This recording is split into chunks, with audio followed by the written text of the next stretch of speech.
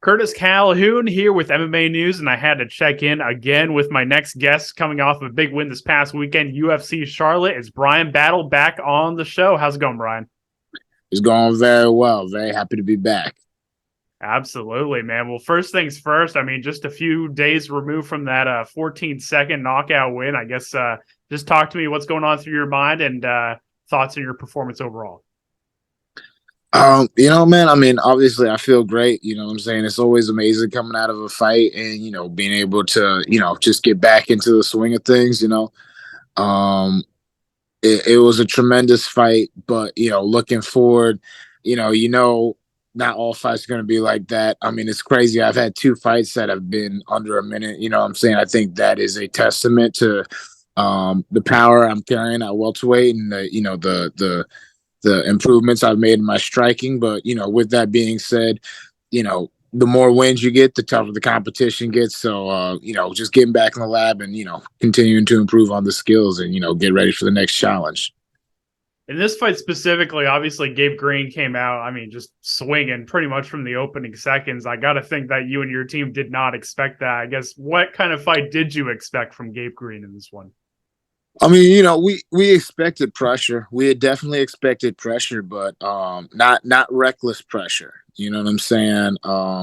Normally, he's a pressure heavy guy. He's a tough guy. And that might have been one of those things where he hadn't been stopped in UFC. He might have trusted his chin a little too much. I don't know if that. I can't imagine that was a part of his own game plan. I feel like the crowd might have gotten to him a little bit because the crowd was crazy in that, man. The crowd was it was ridiculous. You know what I'm saying? So, but no, we did not for sure anticipate him doing that at all. Like it took me a second to realize like that he was still throwing punches in the same combination. Like I was just waiting for the combination to end. I was like, I don't think this combination is gonna end unless I stop it. You know what I'm saying? So no, it was weird. It was weird for sure.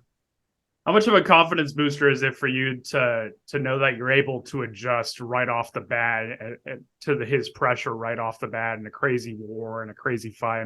How much of a confidence booster is that for you to be able to adjust and get that quick knockout? Well, it's definitely validating, but that's something where I'm able to do that because I've done it before in training. You know what I'm saying? Where I've had to make quick adjustments like that because especially my team, we look to emulate all possibilities. Every single situation that could happen. We try to drill for everything. So you know, really, it's like I should have honestly reacted to it faster than I did. You know what I'm saying? If anything, when I watch the tape, that's the one thing I take away that I should learn from is that it took me a little bit too long to really adjust to what was happening. You know what I'm saying? Like, um, it's like I honestly should have planted my feet probably about three punches earlier before I got to the cage. My back should have never really hit the cage. You know what I'm saying? So, um, it, so like I said, we definitely prepare for stuff like this. You know what I'm saying?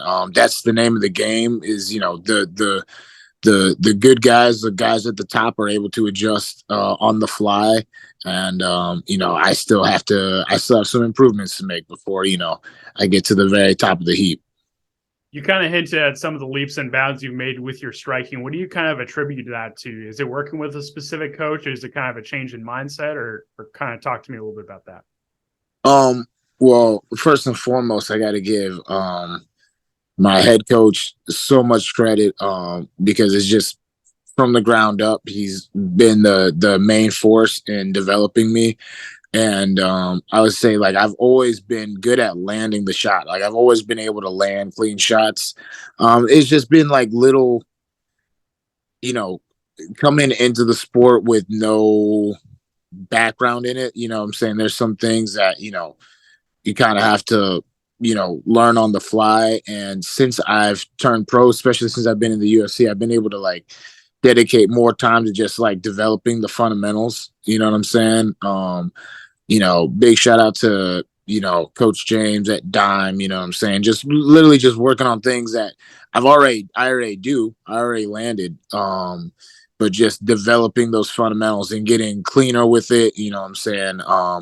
Having the power hit in the right spot. You know what I'm saying? All the body moving together, just little details all adding up. Strength and conditioning wise, my strength and conditioning is just continually getting better. And it's just a combination of like what I was before, correcting some details and then getting stronger and faster. Just, is a equation that equals more power. You know what I'm saying? And, we've seen it in 2 fights now that, if I land one clean shot, someone could go to sleep. You know what I mean? So that's something that people are really going to have to think about when they're fighting me and they're game planning for me. You and I have talked a few times now, I think like 3 or 4 times. I think the first time we spoke was right before the Tresean Gore fight, I think, at middleweight, right? So kind of talk to me a little bit, like a few fights into your welterweight tenure. Are you kind of noticing that you have a gigantic size advantage over a lot of these welterweights, and just because of your background at middleweight and all that? Yeah, no, I'm a pretty, because even at middleweight, I wasn't a small middleweight. You know what I'm saying? I was still like a pretty decent sized middleweight. So yeah, no, at welterweight, yeah, I feel big. Like even if I'm in the same area as a big welterweight, yeah, I feel bigger than them. So that's just it is like it's just a little comforting because at this game, you got to take any advantage you can get. You know what I'm saying? If you can be faster, you got to be faster. If you can be more technical, be more technical. If you can be the bigger guy, you know what I'm saying? It's a pleasure to be the bigger guy. There's guys in this division that are still bigger than me, but it's few and far between. I'm definitely on the bigger end of the spectrum of the welterweights. Did you find that this fight week was different in terms of, obviously you're fighting in your hometown, and I'm sure you probably have a lot of people hitting you up for tickets and all that, and a lot of other distractions too. I guess kind of talk to me a little bit about the fight week itself, like how it played out in terms of compared to your expectations. Man, it was just what I'll say is normally all my fights in the UFC since Tough have been in Vegas, you know what I'm saying? And they've all been like very isolated. I'd say that's the biggest difference is the isolation. And honestly, it's kind of nice to have that isolation before a fight because, you kind of have to have tunnel vision. You have to be focused.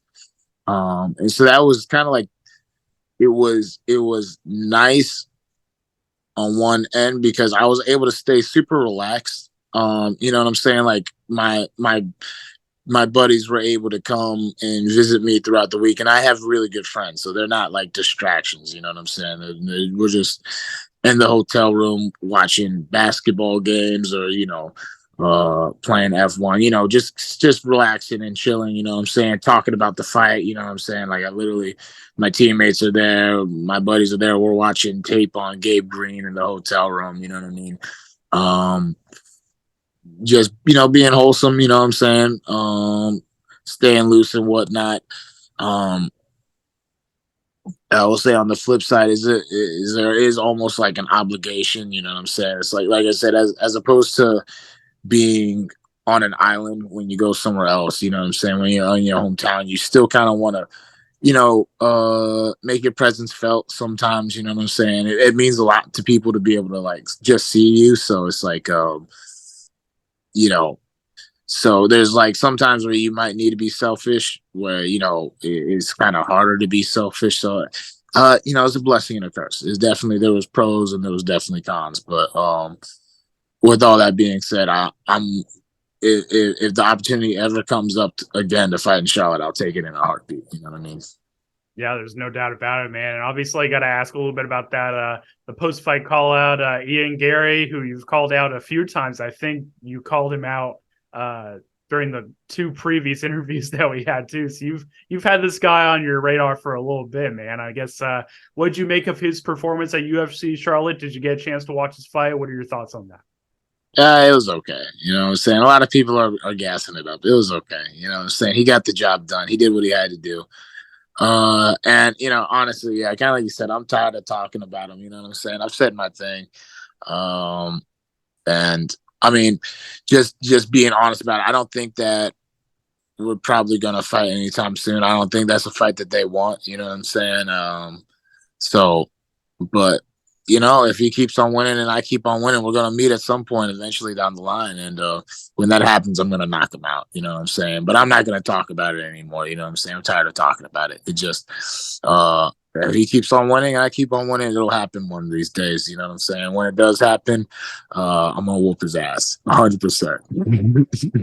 I got you, man. And I as a journalist, I have to ask you one small question on Garry. Do you feel like the level of praise that he's received is worth it?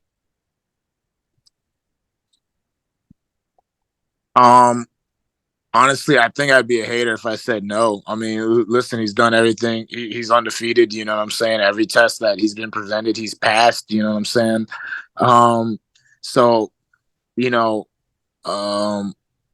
as an unbiased opinion, sure, yeah, I think he deserves everything he's gotten up to this point. But as a competitor, I see him as someone that I'm better than. So, it's frustrating sometimes, you know what I'm saying? But as an unbiased opinion, no, I think he absolutely deserves everything that he's gotten, everything that people are saying he deserves it. I mean, you know what I'm saying? He's going out there, he's getting wins, he's finishing people. I just know I'm better than him. So, that's it. That's all there is to it. I got you, man. I got to ask you about one of your teammates too. I think one of your teammates picked up a win at BKFC 42, right? He's not a teammate of mine. He's more of like a mentor, big brother. Okay. He more of like a coach, honestly. More of like a coach, not like a head coach.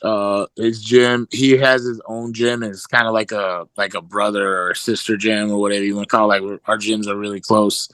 And he definitely played a big role in my career. I've learned a lot from him. But yeah, no, he picked up a big win. He got the first round KO as well. You know what I'm saying? And it was a good weekend. It was a good weekend over here in Charlotte. You know what I'm saying? All the combat sport fans were pretty excited. In fact, speaking of that, this Friday, tomorrow, Taylor Starling, who's also a friend of ours, you know what I'm saying? She's actually Keith's fiance. She's fighting. She's making her return to BKFC. So, a lot of things are happening. You know what I'm saying? That the combat sports community is really popping off in this area. Absolutely, man. He kind of helped you out with your striking too, or I guess kind of tell me a little bit about what he's kind of helped you out with in mentoring and all that. Oh yeah, definitely helped me out. Just all overall MMA, you know what I'm saying? He's one of the MMA like OGs around here. I think he fought on like the first legal show. So yeah, striking, grappling, and just like career advice in general. You know what I'm saying? Like if there was ever something where I needed to go to someone with some experience, who had insight that I just didn't have, he was the guy that I would ask those questions to a lot of time. And so he's just really been, that's why I call him my big brother. He's kind of like my big brother in the game. You know what I'm saying? He helps me out with a lot of different things. Kind of just update fans on what you're thinking in terms of a timeline for a return. I know we're obviously just a few days removed from your last fight, but I guess what are you and your team thinking? Is there a pay-per-view coming up you're thinking about getting on, or I guess kind of what's the plan? Man, look, I feel good.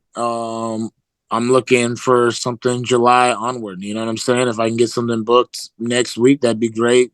Have a little time to, kind of, we're still training. You know what I'm saying? I was working out on Monday. You know what I'm saying? I did boxing earlier. I'm going to go to strength and conditioning after this interview. Still training, taking the foot off the gas pedal a little bit. You know what I'm saying? Like recovering and whatnot. But we're still training. I'd like to have,